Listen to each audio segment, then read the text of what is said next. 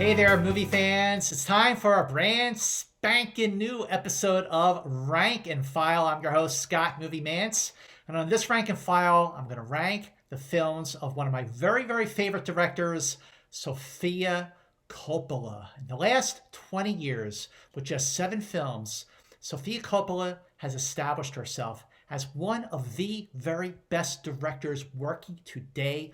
All 7 of her films are good or great or really, really great, as you will now see. So let's get right to it with number 7 on the list, which is Marie Antoinette.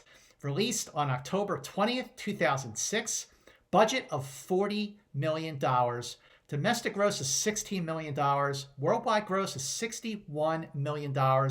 Oscar winner, so well deserved for costume design. Marie Antoinette is Sofia Coppola's most expensive movie, and it is worth noting here that Sofia Coppola wrote the screenplays for all of the feature films that she directed. Marie Antoinette goes without saying, I think, that this is her boldest and most ambitious film, a revisionist and radical take on Marie Antoinette, so much that there is no other period piece that looks quite like this movie. It has so many merits, including its cinematography and costume design, and a terrific performance by Kirsten Dunst. I know it doesn't totally work. I think the fusion kind of misses the mark a little bit. It doesn't quite hit the bullseye. But like most of her films, Sofia Coppola does establish an effective mood and an atmosphere that is fully immersive. And like many of her films, as you will see, Marie Antoinette is a meditation on celebrity culture, if you will, class structure, and definitely entitlement. The other thing about Marie Antoinette is that it has aged very well since it came out in 2006. I like this movie a whole lot more now than I did back in 2006, and I think it gets better with repeated viewings. Coming in at number 6 on the list is The Bling Ring. Release date July 21st, 2013. Budget of $8 million. Domestic gross is $5.8 million. Worldwide gross is $20 million. This movie is based on a Vanity Fair article about the spoiled teens who stole from the rich and the famous, the very young rich and the famous, like Paris Hilton, Lindsay Lohan, Audrina Patridge. Again, you have Sofia Coppola doing a meditation on celebrity culture. Again, Coppola establishes mood and atmosphere. The Bling Ring definitely has a vibe to it. And again, you're talking about a film about entitlement. Entitlement here from privileged fashionistas who lived in West Hollywood and Beverly Hills and Bel Air. And Katie Chang and Emma Watson are great in this movie, which is very much of its time in the gossip TMZ-based culture. The movie is funny in a pathetic kind of way. It doesn't really get to the heart of who these people really were. Maybe that was the point. It's distant, dreamlike. Also, maybe that was the point. Everyone kind of ends up just as shallow as they were when they started. There's really no remorse to any of the characters here, which again is probably the point. Moving up to number 5 on the list here is The Virgin Suicides. Release date is April 21st, 2000. Budget $6.1 million. Domestic gross $5 million. Worldwide gross $10.4 million. Winner, the best new filmmaker for Sofia Coppola at the MTV Movie Awards. That's because Virgin Suicides is Sofia's directorial debut, and what a debut it was. It is an assured film, and it established many of her strengths from the very beginning. Beautifully shot, setting mood and atmosphere. This movie's about the Lipson sisters from Michigan growing up with very strict parents played by Kathleen Turner and James Woods. Movie's about many things. It's about the loss of innocence, coming of age. It's a sexual awakening. Coppola just exercises such restraint. Kirsten Dunst, terrific in this movie. What a great directorial debut, and so many of the qualities that are evident in this film are evident throughout Coppola's career, proving that she has stayed true to her strengths while evolving in many ways. Moving up To number 4 on the list here is The Beguiled, released on June 23rd, 2017. Budget of $10 million, domestic gross $10.7 million, worldwide gross $28 million. Coppola won Best Director from the Cannes Film Festival that year, 2017. The Beguiled is based on the book by Thomas P. Cullinan, and it's a remake of the 1971 Clint Eastwood movie directed by Don Siegel.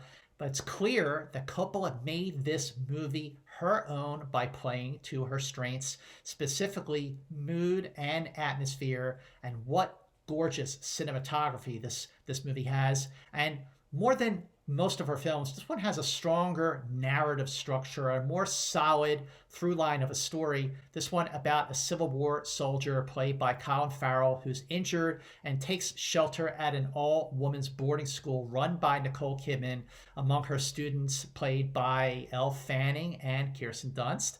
And things get a little tricky for Colin Farrell, who's flirtatious with all of these women until it comes back to haunt him, and the movie takes a very deep psychological twist and turn. It's a riveting and provocative film, a very strong movie. The Beguiled at number 4. Moving up to number 3 is Somewhere. Release date December 22nd, 2010. Budget of $7 million.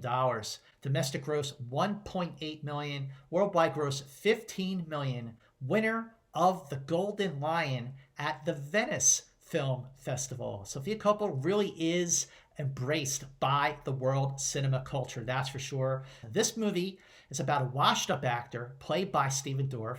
He's doing a press tour for an action movie that he just made. He's not happy at all. He's lonely. He's just living this aimless life, going through the motions. He's lost and alone. Talk about a movie that is an effective meditation of celebrity culture. This is also a film that is moody, atmospheric, engrossing, and fully immersive. Stephen Dorff is terrific in this film as this bored, lonely, uninspired actor who's bonding with his estranged daughter, played by Elle Fanning, who is also amazing in this movie. I love the narrative in this movie, how loose it is, making Somewhere a movie that you don't just watch, but this is a movie that you feel. Moving up to number 2 on the list here is On the Rocks. This is Coppola's latest movie, and it is streaming now on Apple TV+. This movie had its world premiere at the New York Film Festival, which was done online because this is the year 2020. We all know what's going on this year. We have Sofia Coppola reunited with Bill Murray. They made Lost in Translation together, and they've worked elsewhere in TV, but this is the second feature film that they made together. And without question, On the Rocks is Sofia Coppola's most conventional and most mainstream film to date. I mean that in a good way, because the movie also plays to her strengths by establishing her vision, her voice, setting mood and atmosphere. Great thing about this film, Bill Murray playing the kind of Bill Murray role that Bill Murray fans like to see him do. Confident, charming, really kind of arrogant in some ways, really funny. But this is a film that I think is just fantastic. If you have Apple TV Plus, do check out On the Rocks. So number 1, of course, it has to be Lost in Translation. Release date September 12th, 2003, budget of $4 million, domestic gross $44.5 million, worldwide gross $119 million, Academy Award winner for Best Original Screenplay, 3 additional Oscar nominations for Best Actor, Bill Murray, Best Director, Sofia Coppola, and Best Picture. This movie is a masterpiece. It was the best movie of 2003, and it is one of the very best movies of the 21st century so far. This is a film that brought all of Sofia Coppola's strengths to bear. The mood, the atmosphere, the vibe. I mean, it's so transcendent. That's the thing, is it transcends all of its great qualities to cast a magical spell. There's a euphoria to Lost in Translation that stays with you long after the movie is over. I love the connection between Bill Murray and Scarlett Johansson and this movie. It's totally believable, totally organic and genuine. And I love that how romantic this relationship is, even though they never cross the line. You can feel that they are two lost souls that are connecting through the circumstance that they were in. The last scene between the two of them, when Bill Murray whispers in her ear and you do not know what he says, makes this one of the best endings for a romantic drama, one for the ages. There it is, Lost in Translation, #1. And Sofia Coppola, just keep doing what you're doing. I'm a big fan of Sofia Coppola's films. What do you think of this rank and file of Sofia Coppola's movies? How would you rank her films? Comment below, let me know what you think. Please let me know what other filmmaker or film series you would like to see me do on Rank and File. Please like this video. Please share this video with other big film fans. And please, please, please subscribe to my YouTube channel. I would really appreciate that. So until the next episode of Rank and File, here's looking at you, kid.